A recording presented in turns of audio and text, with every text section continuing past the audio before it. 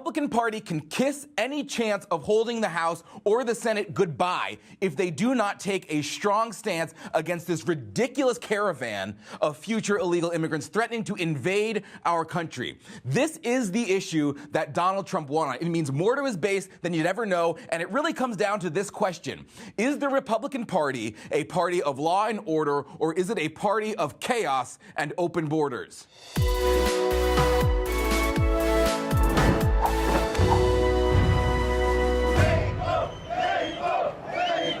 So right now we've got 5,000 to 10,000 people, mainly from Honduras, headed toward the U.S.-Mexico border, daring the U.S. government to do something about it, shouting, "Trump, here we come!" Now, some of them might be good people. The problem is we don't know. And that's the whole point. We have no idea who these people are. We have no idea which ones are criminals, which ones are drug dealers, which ones are MS-13 members, which ones are domestic abusers. And that is exactly why we have an entire process dedicated to finding this out in the first place. But the fact that we don't know right now makes their attempt to enter the country by crossing illegally without checking in through a port of entry in this reckless fashion extremely dangerous. And it is time for the United States to stop it. Make no mistake about it, how the president deals with it could very well make or break the midterms. If dealt with properly, this caravan could in fact break the Democrats' hope for their precious blue wave. That's why Americans put Republicans in office. They want law and order.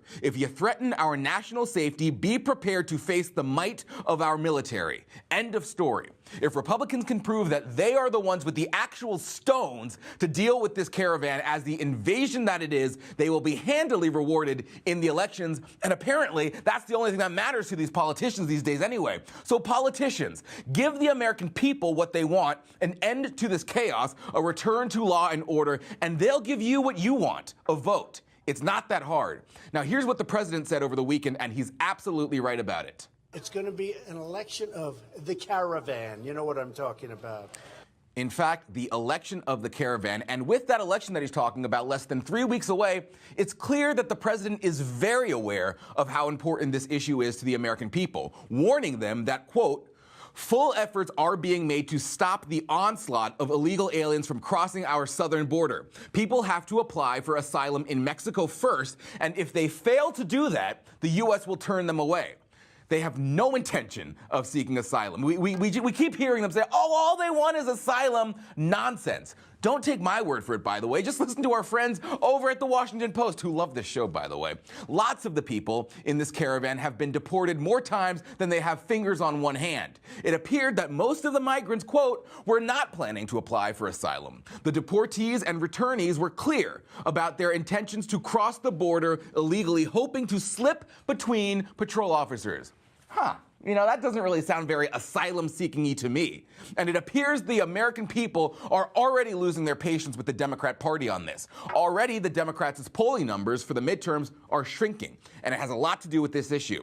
The NBC News Wall Street Journal poll released Sunday shows 48% of registered voters would prefer having the Democrats in control of Congress compared to the 41% supporting the GOP.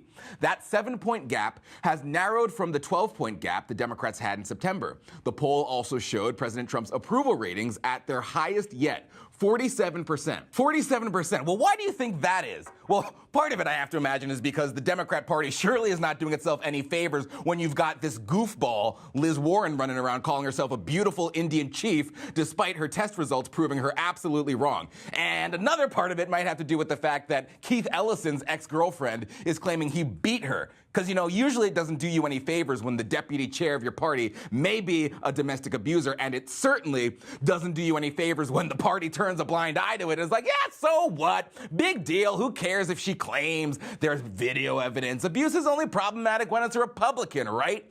But aside from all of those problems, that the party that, by the way, still very much treats black people like property has, you know, Kanye West not behaving how we want, it's because he's crazy, and it's because he's stupid, not because he has his own ideas. But aside from all of that, surely a big factor in Trump's increasing approval is how he is handling this national threat in the form of a caravan at the border. And it appears he took our advice here at the White House brief when he wrote, quote, I must, in the strongest of terms, ask Mexico to stop this onslaught, and if unable to do so, I will call up the U.S. military and close our southern border. We need to shut it down. We have said in the past, until we have a handle on this, the border needs to be closed. No asylum, no anything until we figure it out. The president's power to shut down all forms of immigration is unquestionable, and he's made it clear he's willing to actually use it. That will help Republican candidates who are tough on border security. Candidates like Ted Cruz, who Trump is campaigning for in Texas in the midterms, and candidates like Dave Brat, who is also a vulnerable Republican in Virginia, whom Trump has praised for his strong approach to border security and crime. Now, the left, of course, they are trying to paint all of this as xenophobia. No, this is about our borders. This is about our safety as a nation. This is about our sovereignty. The Republicans would be wise to remind the American people that they are the party that stands for all of those things by confronting this issue head on, by ignoring the name calling and all the race baiting from the Democrats because it's nonsense, and finally overhauling our immigration system and securing the whole border once and for all.